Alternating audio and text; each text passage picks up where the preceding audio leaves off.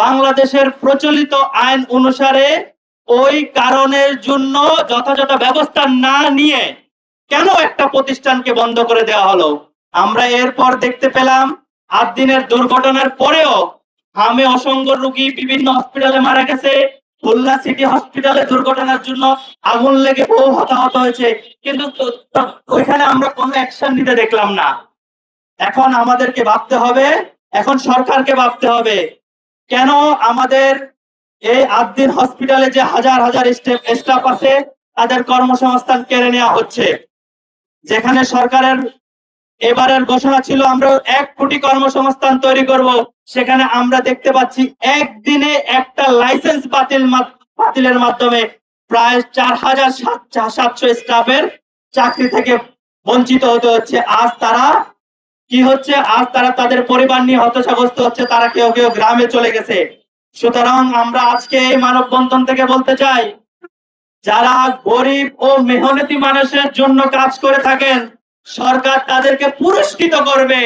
সরকার তাদেরকে পুরস্কৃত না করে উল্টো তাদের প্রতিষ্ঠান বন্ধ করে দিচ্ছে। এটা নিশ্চয় আমরা এখান থেকে ধিক্কার জানিয়ে যাই। ধিক্কার জানানোর সাথে সাথে আমরা অনতিবিলম্বে সরকারকে জানাতে চাই, এখানে বিদেশি শিক্ষার্থী আছে, আমাদের বাংলাদেশের যে মেডিকেল এডুকেশনের যে একটা শিক্ষা অর্জনের যে একটা ভাবমূর্তি আছে, আমরা দেখতে পেলাম গত 2-3 দিন ধরে বিদেশি শিক্ষার্থীরা একবার স্বাস্থ্য মন্ত্রণালয়ে যায়, একবার সচিবালয়ে যায়, কিন্তু তারা কোনো সদুত্তর পাচ্ছে না।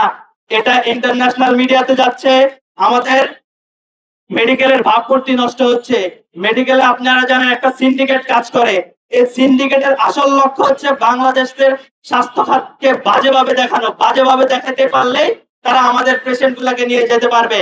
সুতরাং আমরা চাই আমাদের সেবা গ্রহণকারীদের জন্য হলেও, আমাদের নিজেদের স্বাস্থ্য সেবার ভাবমূর্তি রক্ষা করতে হলেও, আমাদের বিদেশি যে স্টুডেন্ট আছে তাদের জীবনের কথা চিন্তা করে হলো অনতিবিলম্বে সরকারের এই লাইসেন্স বাতিলের সিদ্ধান্ত প্রত্যাহার করে দ্রুত লাইসেন্স দিয়ে 4700 স্টাফ এবং লক্ষ লক্ষ গরিব মেহনতি মানুষের সেবা গ্রহণ করার জন্য সুযোগ করে দেওয়ার আহ্বান জানিয়ে আমি আমার কথা শেষ করলাম।